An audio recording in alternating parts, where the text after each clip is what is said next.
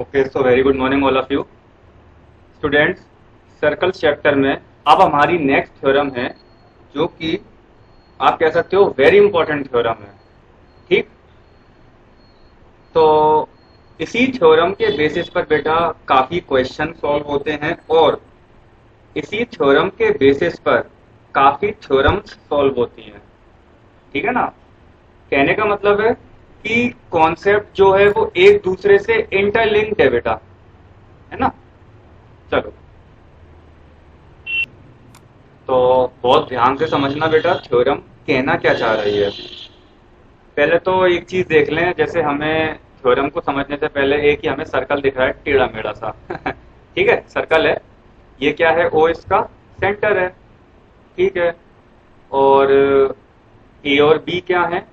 ए और बी ये कोई दो पॉइंट्स हैं। ठीक, ए और बी दो पॉइंट्स हैं। तो ये ए एक्स बी, ये जो आपको कर्व दिख रहा है ना, ये कर्व जहां मेरा माउस चल रहा है देखो, इसको हम क्या बोलते हैं? इसको हम बोलते हैं सर आर्क। बिल्कुल सही बात है। ठीक है, यहाँ तक दो तीन बातें समझ में आई। और एक बात और बता दो मुझे कि ये ओ ए और ओ बी क्या है? तो सर ये ओ ए जो है वो रेडियस है, और ओ बी जो है वो भी रेडियस है। ठीक है, अब हम समझते हैं क्वेश्चन को। थ्योरम कह रही है the angle subtended bye an arc at the centre. देखो बेटा, ये जो सबटेंडेड वाला जो कंसेप्ट है ना, ये अक्सर काफी बच्चों को प्रॉब्लम में रखता है। तो इसकी प्रॉब्लम दूर करने के लिए मैंने एक लेक्चर बनाया हुआ है, एंड आई होप कि आप जब उस लेक्चर को देखोगे तो आपके ये सबटेंडेड वाला सिस्टम खत्म हो जाएगा। मतलब सिस्टम का मतलब है डाउट खत्म हो जाएगा। आपको ये पता चल जाएगा कि एंगल एक्चुअल में बन कहाँ रहा है और किसकी मदद से बन रहा है। मैं डिस्क्रिप्शन बॉक्स में इसका लिंक डाल दूंगा, तो आप वहां से उस कंसेप्ट को समझ सकते हो। ठीक, चलो, अब ये कह रहा है the angle subtended bye an arc at the centre. इसका मतलब एंगल कहाँ बन रहा है? सेंटर में बन रहा है। और किसकी मदद से बन रहा है? तो इस आर्क की मदद से ये सेंटर में एंगल बन रहा है। तो इसकी जो वैल्यू होगी, यहाँ जो एंगल बनेगा इसकी जो वैल्यू होगी प्यारे बच्चों, इस डबल, डबल का मतलब है दुगना, वो वैल्यू दुगनी होगी। वो वैल्यू दुगनी होगी किसकी वैल्यू से? कोई ना कोई वैल्यू तो होगी ना, तभी तो वैल्यू दुगनी होगी। किसकी वैल्यू से? इस double the angle subtended bye it at any point on the remaining part of the circle. अब देखो बेटा, ये है पहला लाइन, यहां तक क्लियर हुआ? ओके। अब ये जो हमारा आर्क है A B, A X B, ये तो हमने यूज में ले लिया। अब बाकी बचा आर्क, कौन सा बचा? बाकी आर्क कौन सा बचा सर्कल पे? तो आंसर है ये वाला ए सी बी। यहाँ पे मैंने पॉइंट मान लिया सी, तो मैं इसको आर्क बोल सकता हूँ ना, ए सी बी को मेजर आर्क। बिल्कुल, तो ये एक तरीके का सर्कल का रिमेनिंग पार्ट हो गया बेटा। बचा हुआ हिस्सा ही तो हो गया, ये तो हमने यूज में ले लिया, तो ये हमारा बचा हुआ हिस्सा हो गया। तो बेटा इस बचे हुए हिस्से पर कहीं भी कोई भी पॉइंट है, कोई भी पॉइंट, ये जैसे ये वाला पॉइंट है, तो इस पॉइंट पर जो एंगल बनेगा, अब वो एंगल कनेक्ट कहां से होगा? इसी पॉइंट से। ये जो एंगल बनने के लिए जो यहाँ से लाइनें निकलेंगी, ये ज्वाइन कहां होंगी? तो आंसर है इसी ए पर और इसी बी पर, इसी आर्क पर, है ना। तो यहाँ जो एंगल बनेगा, इस एंगल की वैल्यू, एंगल ए और बी की वैल्यू दुगनी होगी इस वाले एंगल। एक बार फिर से समझ लेते हैं थ्योरम को। वो एंगल जो इस आर्क की मदद से सेंटर पर बन रहा है, उस एंगल की वैल्यू दुगनी होगी किस एंगल की वैल्यू के? वो एंगल जो इस रिमेनिंग पार्ट ऑफ सर्कल पर कोई भी पॉइंट हो वहां पर बनेगा। ठीक, अब वो एंगल बनने के लिए लाइनें भी तो निकलेंगी। अब लाइनें ज्वाइन कहां होंगी? तो आंसर है इस ए पे और इस बी पर। ये हमें थ्योरम भी दे रखा है। अब आप कह रहे होंगे सर ये बोल क्या रहे हैं कि लाइनें निकलेंगी? तो बेटा ये एक तरीका है, स्ट्रेटेजी है कि हमें पता चल जाए कि एंगल बन कहाँ रहा है। इसको दूर करने के लिए जो आपको डिस्क्रिप्शन बॉक्स में एंगल सबटेंडेड वाला जो कंसेप्ट है वो आप समझोगे ना, तो आपको सब कुछ समझ में आ जाएगा। ठीक है, तो स्टार्ट करते हैं अपना प्रूफ। आपके सामने ये प्रूफ लिखा हुआ है, मैं लाइन बाय लाइन इसको एक्सप्लेन करता हूँ। अच्छा, यहाँ पे ये गिवन लिखना भूल गया मैं। देखो यहाँ पे एक वर्ड आएगा गिवन। गिवन में क्या है, एक सर्कल है जिसका सेंटर है O और रेडियस R है। ठीक, ये हम लिख देंगे a circle with centre O and radius R।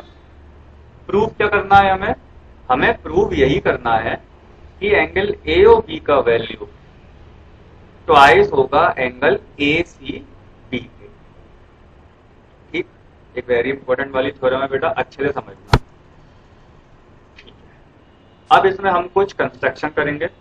Construction हम अपनी हिसाब के लिए कर रहे हैं बेटा कि हमें कुछ हेल्प मिल जाए। तो कंस्ट्रक्शन क्या रहेगा, मैंने एक लाइन ड्रॉ करी सी से मैंने एक लाइन ड्रॉ करी O तक, हिडन लाइन, हिडन मतलब डॉटेड वाली लाइन, और उसको थोड़ा सा एक्सटेंड कर दिया D पर, थोड़ा सा मतलब आगे एक्सटेंड कर दिया पॉइंट D तक।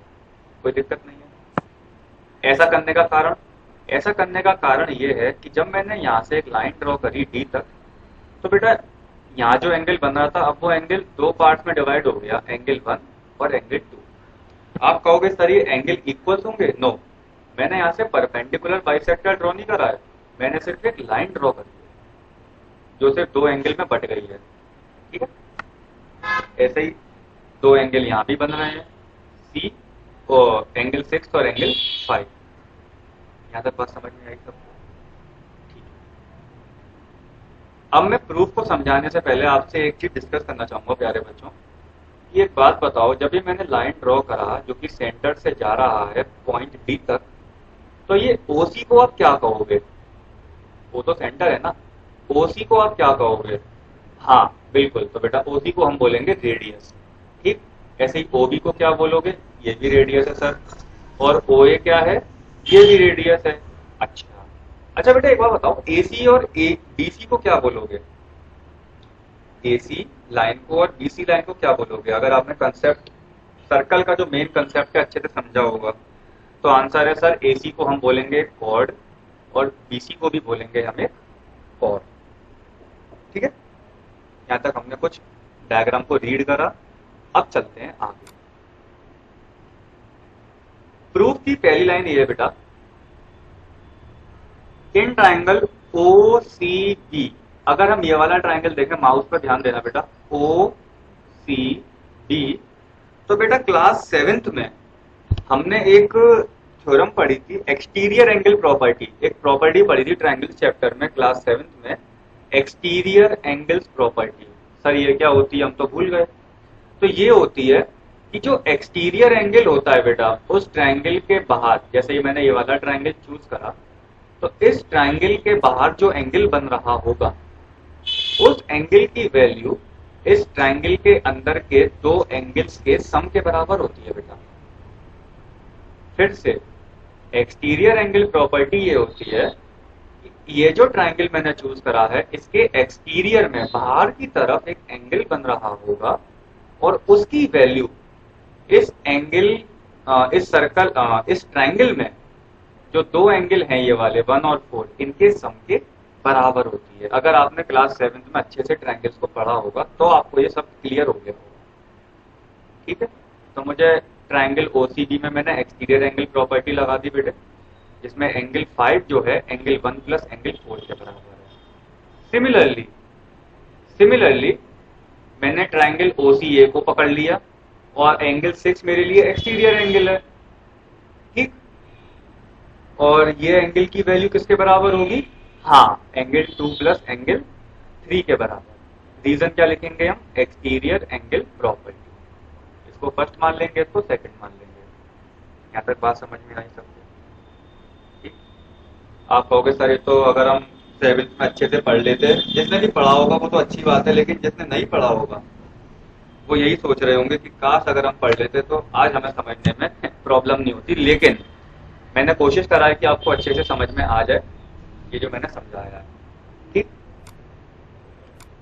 अब हम क्या करेंगे, फर्स्ट इक्वेशन और सेकंड को ऐड कर देंगे, तो एंगल 5 प्लस एंगल 6 का वैल्यू किसके बराबर आ जाएगा, तो ये भी ऐड हो जाएंगे। तो angle 1 plus angle 2 plus angle 3 plus angle 4। यहाँ तक कोई दिक्कत नहीं है, सिंपली कैलकुलेशन हुआ है। ठीक, चलें आगे। अच्छा, यहाँ तक तो हमारी एक कहानी पूरी हुई। अब दूसरी कहानी आगे बढ़ाने के लिए बेटा फिर से इस ट्रायंगल को देखो, ओ सी बी को। ये मुझे एक तरीके का आइसोसेलेस ट्रायंगल लग रहा है। सर आइसोसेलेस ट्रायंगल क्या होता है? आइसोसेलेस ट्रायंगल होता है ऐसा ट्रायंगल जिसकी दो साइड्स इक्वल होती हैं बेटा, है ना, और उसकी दो साइड्स अगर इक्वल हैं तो उनके अपोजिट बनने वाले एंगल्स भी इक्वल होते हैं। जो ये चीज आप क्लास 7 में भी पढ़ के आए हो और क्लास 9 में भी पढ़ोगे, इसका प्रूफ है थ्योरम का। ठीक, तो सर ये आइसोसेलेस ट्रायंगल कैसे हुआ, दो साइड्स कौन सी इक्वल हुई? तो बेटा सर्कल पे जो रेडियस होते हैं, जैसे सर्कल पे कई भी रेडियस बने, कई सारे सर्कल पे कितने भी रेडियस बना लो वो सारे रेडियस सेम ही तो होंगे। ठीक, तो ये ओ सी भी रेडियस है, ओ बी भी रेडियस है, तो बेटा ये दोनों साइड्स इक्वल हुई नहीं हुई? हाँ सर हो गई। तो इनके अपोजिट एंगल्स भी आपस में इक्वल होंगे, मतलब इस साइड के अपोजिट कौन सा एंगल होगा, ओ बी के अपोजिट कौन सा एंगल होगा, तो आंसर है एंगल 1। और ओ सी के अपोजिट कौन सा एंगल होगा, तो आंसर है एंगल 4। बात समझ में आई? इसका मतलब एंगल 1 और एंगल 4 भी इक्वल होंगे। अभी तक हम क्या कर रहे हैं इस कहानी में, मतलब अगली कहानी में हम डायग्राम को रीड कर रहे हैं कि हमारी रीडेंस अच्छी हो बेटा, रीडिंग अच्छी हो। क्योंकि थ्योरम जब सॉल्व होती है ना तो आधी, मतलब हम आधी थ्योरम को डायग्राम की मदद से ही सॉल्व कर देते हैं बेटा। अगर आपने डायग्राम अच्छे से रीड कर लिया तो यूं समझ लो आपकी आधी थ्योरम वैसे ही सॉल्व हो गई, याद करने की जरूरत नहीं है। ये एक स्ट्रेटेजियां हैं थ्योरम को सॉल्व करने की। सिमिलरली इस ट्रायंगल में भी देखो ओ सी ए में, ये सर आप कहोगे सर ये भी एक आइसोसेलेस हुआ, क्यों? क्योंकि ओ सी और ओ ए रेडियस है, और अगर रेडियस है तो इक्वल होंगी, और अगर ये इक्वल होंगी तो इनके अपोजिट एंगल्स भी आपस में इक्वल होंगे। तो सर एंगल 2 और एंगल 3 की वैल्यू भी इक्वल हो गई। ये हमने अभी जजमेंट करा है, क्या ऐसा हमने लिखा है यहाँ पे? तो देखते हैं। हाँ देखो लिखा है in triangle C O B, C O B बिल्कुल सही है। ओ सी और ओ बी बराबर है रेडियस ऑफ सर्कल, तो एंगल 1 और एंगल 4 भी आपस में इक्वल हो जाएंगे। बाय रीजन क्या लिखेंगे, angles opposite to equal sides are equal. वो एंगल जो इक्वल साइड के अपोजिट होते हैं वो इक्वल होते हैं। Similarly same triangle C O A के लिए भी होगा बेटे। सही है ना, हमारी रीडेंस बिल्कुल सही चल रही है ना? ठीक है, बस बशर्ते ये है बेटा कि डायग्राम एकदम सही बनाना है।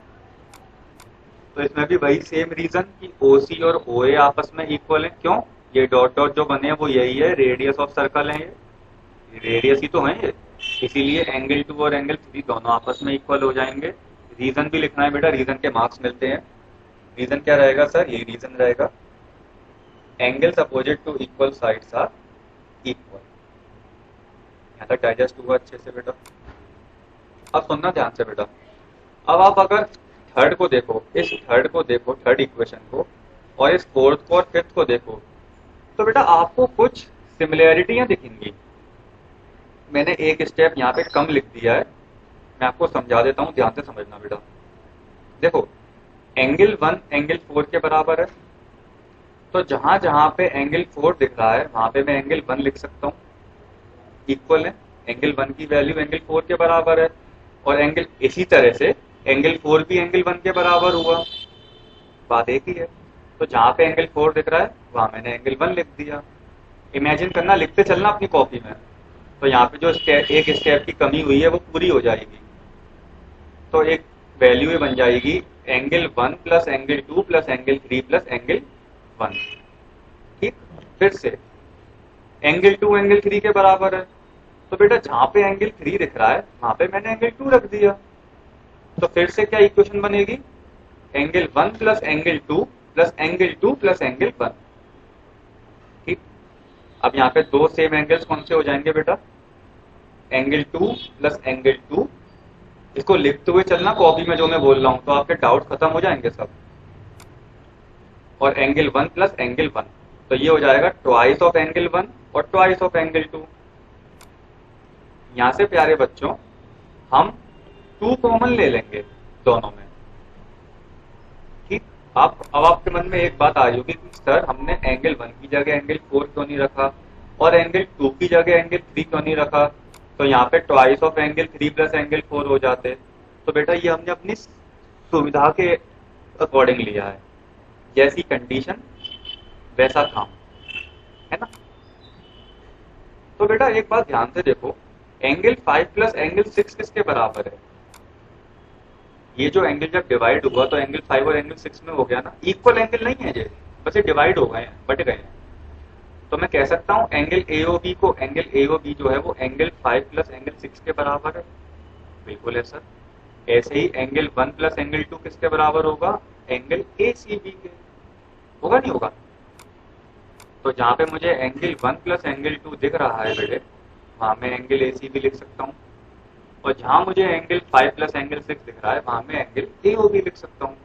तो अरे वाह, यहाँ से तो ये प्रूव हो गया कि एंगल AOB की वैल्यू ट्वाइस है, ये इक्वल का साइन है, एंगल AOB की वैल्यू ट्वाइस है एंगल ACB। एंगल AOB की वैल्यू ट्वाइस है, इसकी वैल्यू जो भी होगी यहाँ पे, जैसे मान लो ये एंगल 270 डिग्री हुआ, तो ये एंगल कितना होगा? तो ये एंगल होगा इस एंगल का आधा। ठीक, 270 का आधा क्या होगा? 2 1 2 2 3 6 2 5 10, 135 डिग्री। तो इस एंगल की वैल्यू क्या हो जाएगी? 135 डिग्री। लेकिन बेटा ये हम तभी सॉल्व कर पाएंगे जब हम डायग्राम अच्छे से बना पाएंगे।